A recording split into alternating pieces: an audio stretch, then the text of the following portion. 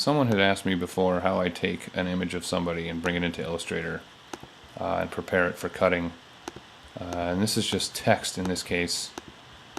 But if I were to do this with, say, an image from the internet that was a JPEG or similar images, we'll search DiResta logo.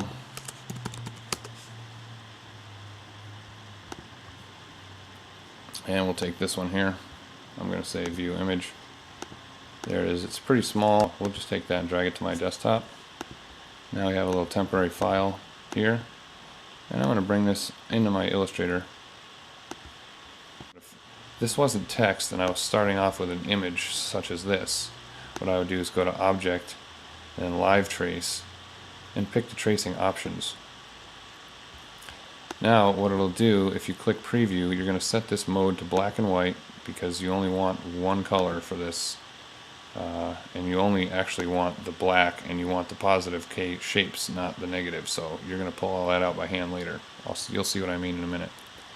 So anyways, black and white threshold is what you're going to play with if you want gradients like this outside spray edge where he does a spray paint around the stenciling. Mainly what we're focused on is the logo part in the middle. Now I know I can just go and type this font based on a font that's already in Illustrator and just redo it, but this is for the fun part, to learn something new. So we're going to preview this. If you click preview, you'll see it traces it out. Now it's pretty poor because it's such a low resolution graphic to start with. So what you can do is change your resampling to 300, over 300, and now you're going to see it get a little sharper, but you still have this gradient up here. Now that's what I was saying before, it's only black and white, and you want to change your threshold to eliminate this stuff altogether. Basically drag it down until that stuff starts to disappear. Okay, and then you'll say, if this looks good to you, you'll say trace here. You can also blur it slightly to get rid of some of these artifacts in here. Let me zoom in on this first. So here you go. We'll do that again. Object, Live Trace, and you want tracing options. And what we're going to do is set this threshold down, put the preview on, and then change your resample. Basically what this is doing is simulating a dots per inch change. Right now it's 72 because that's what it came from on the internet. So I'm going to say basically make that 300 and smooth it out a little bit, and you'll see you start getting more accurate, so it's actually showing you the edges of those pixels. We're going to fix that by going to this blur, bringing this up 3-4 pixels, and then you'll see it kind of smooths it out again. So you can go crazy with these and continue manipulating till you get it to kind of what you want to see. I think this one might work. You know, you can go blurring more and see what happens there. See, it blurs it all the way out. So what you want, like I said, 2, 3, 4, somewhere in that range, just to get those pixel blocks away. That actually looks pretty good. So now I'm going to say trace.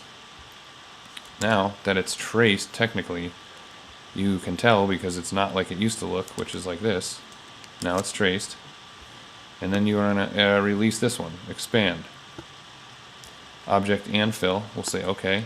Now you can see it's all lines. So you've taken that logo and created an image, vector image, based on a JPEG from the internet. So now you can see you've got all this extra stuff around. Maybe you don't want this part. So you can actually select with your direct selection tool, which is A on the shortcuts for Mac. You just hit A and it brings you to that tool, and you can click the white part, get rid of that, take these because we don't want these necessarily anymore, we just want the logo. Take that out. Now you've got this version of the logo, which can be scaled up to any size without any JPEGing artifacts. It's smooth. We could get better again if we did this starting with type, but you don't have that to start with. Pretend that is the case. Now you have each piece is editable, so you can come in here and actually move pieces. You can grab pieces and stretch it, skew it, however you want. So this is how you end up getting in and manipulating logos and whatnot. Okay, so that was the example.